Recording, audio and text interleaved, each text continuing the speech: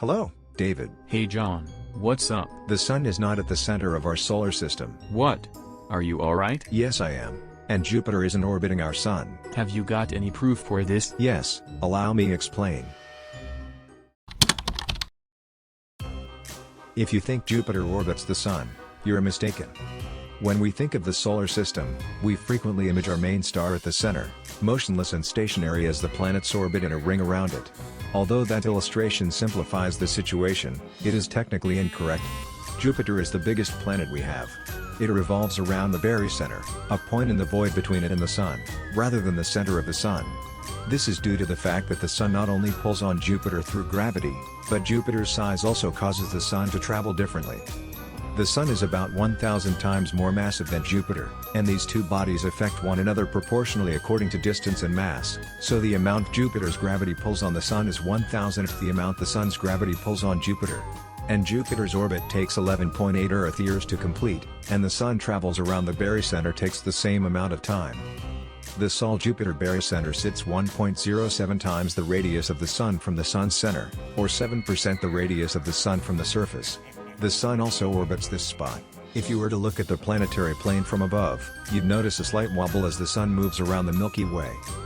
That's not just a cool fact to impress people at dinner parties. After all, who doesn't love a person that begins sentences with "well"? Technically, the practical application is that planet-hunting scientists can look for a similar wobble in other stars and infer the existence of other massive celestial bodies.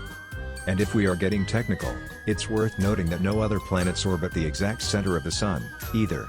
But the amount they affect the Sun is so negligible that they effectively orbit the center, as our respective barycenters are buried deep within the star's burning plasma. One of the reasons for that is due to Jupiter's supersized presence. If you piled all the other planets onto one side of an admittedly gigantic scale, then doubled that planet pile just for good measure, massive Jupiter would still outweigh all that. Hey, enough of space talk. If you find this video educating, please give this video a like, and also consider subscribing to this channel and turn on the bell icon to always get notified whenever we upload a new educating content like this one. Your comments will be appreciated too. Now back to the video. Let's not despair, though. Not everything we've been taught is wrong. Learning more about the barycenters of orbits is a reminder that all things are connected and that all things influence one another, sometimes to a great degree, sometimes to one small, but always measurably. Our solar system is not a series of spinning circles. Think instead of a throbbing math cloud, pulsing as each element travels through its own orbit. We live in a system of oddly shaped spheres, bound together, charting a fascinating shared path through space.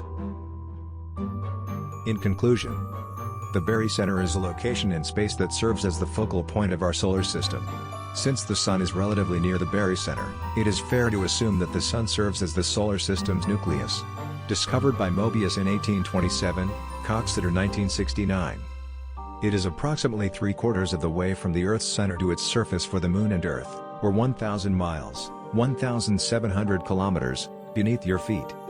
The Jupiter-Sun barycenter has a distance of 459,000 miles, which is just a little bit more than the Sun's radius of 430,000 miles and equals about 9.510 to 4, a figure 300 times larger, times Jupiter's distance, a number 5.2 times greater.